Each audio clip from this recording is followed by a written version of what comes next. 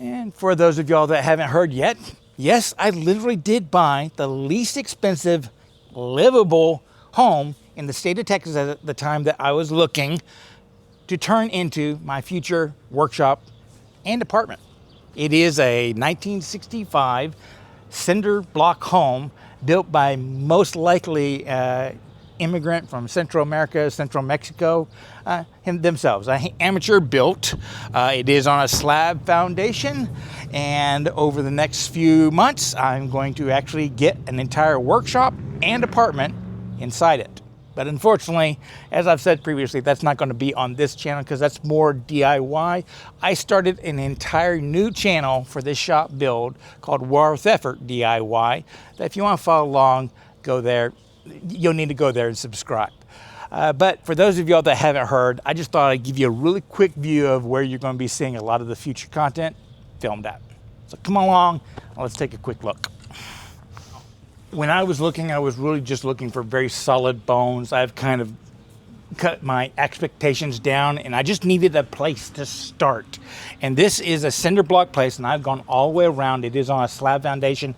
I didn't find any cracks or anything like that. So at least I know it's got good bones, and that is a shed roof, the simplest of roofs you can do. So if anything happens there, I'm sure I can rebuild it fairly inexpensively and quickly. This is the east side, so the sun comes up and will be coming in through this nice little window with a little awning over. I imagine that's why their awning is. So let's head on in.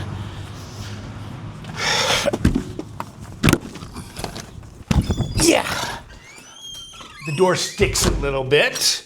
Y'all think that's square? That might be something I do in the future.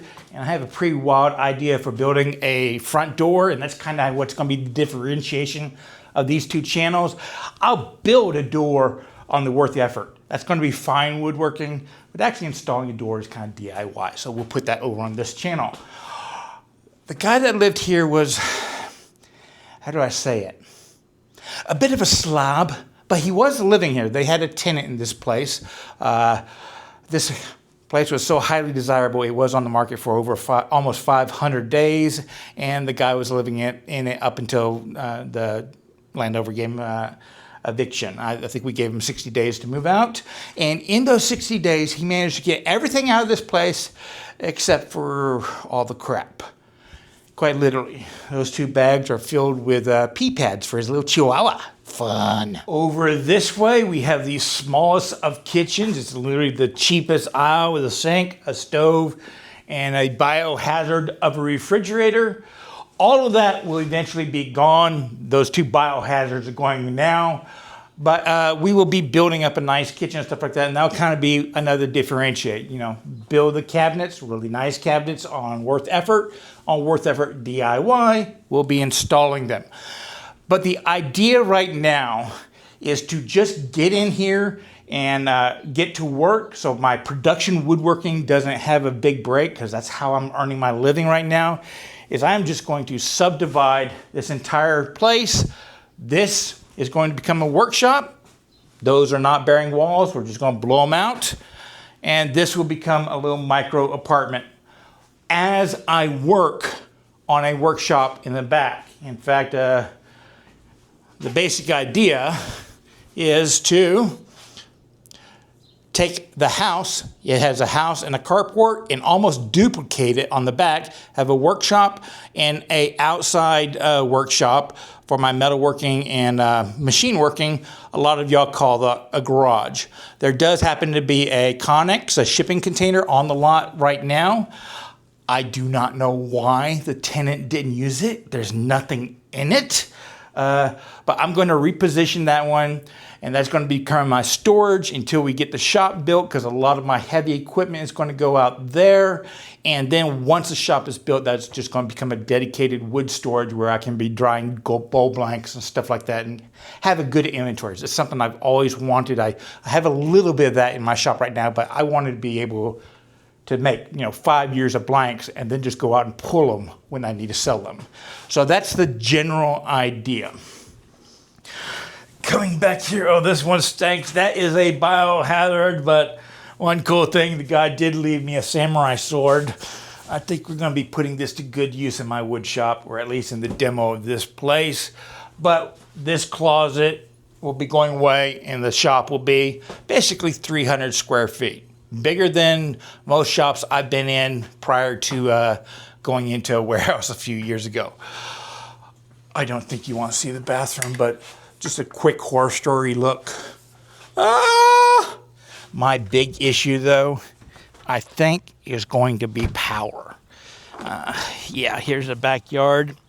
It's nice and pretty now, but understand this entire backyard has rebar and little metal pits and stuff like that, so I'm going to have to weed eat it. I can't mow it because there's just so much shrapnel underneath there that I got to pick up. But that's where the shop will go. I'm going to have to take down that one oak tree and relocate the connex sideways and then just duplicate the shape. But my problem is power, and I'm still debating what to do here because this home has 60 amps. Okay, I know I'm going to have to eventually get a 200 amp service in here, but I'm kind of thinking I want to just leave this at 60 amps and just rewire the house with updated wiring and then put the rest of the 100 amps out to the shop because it's just me. I'm only using one machine at a time.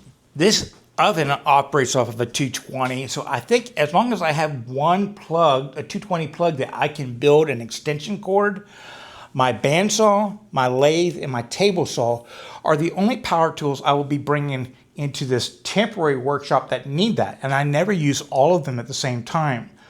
So I'm kind of debating, can I just leave this at 60 amps, save that money for now, and then move forward with a 200 amp service in the future so that I can have 100 amps or even more out in the shop. I can see in my temporary shop, the most I would ever be using is the lathe, dust collector, though I'm not going to be using the 5 horsepower Cyclone anymore. That's being packed up. I'll just use one of those low wall units from Rockler I have. They worked pretty good in the last shop I had. I built a whole state. Oh, gross! Sticky! It worked pretty good in my last shop, so I think that draws 110. So I'll have my lathe going, my dust collector for when I'm sanding, and a air cleaner that I just leave running when I'm working on the lathe, that when I'm not on the camera, that hangs from the ceiling. That's also 110. And then lights and a window unit, and I can operate. That's probably the biggest draw I will ever have. Now, eventually in here, I would love to have a dishwasher. I've never had a dishwasher. And I would love to have a washer dryer unit because I am so far out in Southwest Texas in a dying little town that they literally do not have a coin operated laundromat here. So yeah, I have to figure that one out. But this is the idea. I do hope that before I move in here temporarily, I can run a temporary wall around all 4 corners, and I won't drywall. I'll just run temporary electrical cables through that one to power everything. And then that will, in the future, once I have the shop built out, I will have, non-bearing walls. I can put insulation and wiring in and make it nice. But that's the idea. Okay, for those of you that haven't seen it, head over to Worth Effort DIY. The shop build will be over there, and this will probably be the last update on these kind of projects you have on Worth Effort, as I'm going to really try to refine it down to educational, skill-based woodworking lessons. Y'all be safe, have fun, and remember, it's always worth the effort to learn, create, though the first thing I'm going to be doing is destroying stuff and sharing with y'all. We'll be sharing it over on Worth Effort DIY.